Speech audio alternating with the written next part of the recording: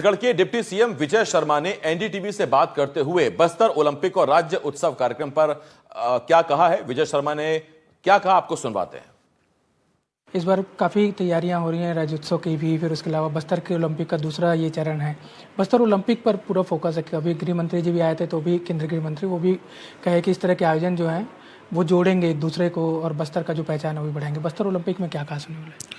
Bastar Olympic में फिर से नीचे स्तर से लेकर ग्राम स्तर से लेकर के बस्तर स्तर तक लोगों को, युवाओं को जोड़कर ओलंपिक अनेक विधाओं में, एक सामान्य जो विषय है, दूसरा नक्सल पीड़ितों का भी ओलंपिक होना है ऐसे, और जो नक्सल सरेंडर्ड हैं उनका भी ओलंपिक। बस्तर ओलंपिक विशेष इसलिए है कि उस बस्तर की पूरी परेशानी को समाहित कर एक नई दिशा नौजवानों के बीच में रखता है ये ओलंपिक।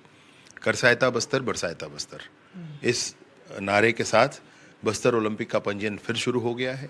सभी गांवों के सारे युवा इसमें भाग लेते हैं और ग्राउंड लेवल पर ये काम होने के बाद फिर जिला स्तर पर, जिला के बाद बस्तर स्तर पर बस्तर ओलंपिक होता है। मैं सोचता हूँ कि नवंबर दिसंबर के पहले सप्ताह में बस्तर ओलंपिक का अंतिम चरण होगा।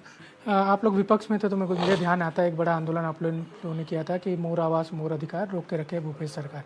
सरकार बनते ही कई सारे आवाज़ देने का आप लोगों ने काम किया, आपके पास भी पंचायत भी है मंत्रालय में।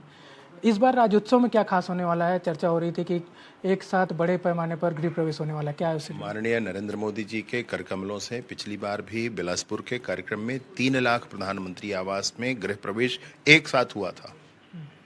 देश में वो सबसे बड़ा विषय था जिसकी उन्होंने अनेक स्थानों पर चर्चा की। इस बार छत्तीसगढ़ अपने इस रिकॉर्ड को भी क्रॉस करके आगे बढ़ेगा और भी बड़ी संख्या में गृह प्रवेश एक साथ होंगे। ये पूरे देश में फिर से सबसे बड़ी संख्या होने वाली है।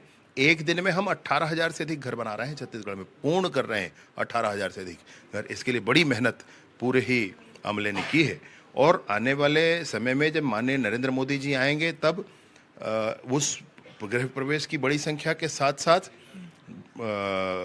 नए आवासों के आवंटन के लिए भी लाखों की संख्या में नए आवासों का आवंटन भी होगा। तो ये उप मुख्यमंत्री विजय शर्मा जी थे जो बता रहे थे कि किस तरह से बस्तर ओलंपिक और इस बार राज्योत्सव काफ़ी खास होने वाला है। रायपुर से कैमरा सहयोगी प्रवीण साहू के साथ नीलेश त्रिपाठी, एनडीटीवी।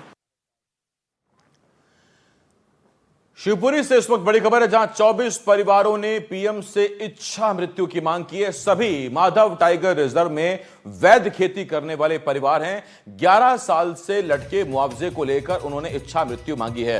ग्रामीणों की मांग के बाद वन विभाग में हड़कंप मच गए। जंगल के बीचों बीच करीब 75 परिवार रहते हैं। गांव में 20 साल से ना तो बिजली है, ना कोई सरकारी योजना। गांव के बच्चों के लिए कोई सरकारी स्कूल तक नहीं है। मुआवजा ना मिलने से ये सभी परिवार नाराज हैं।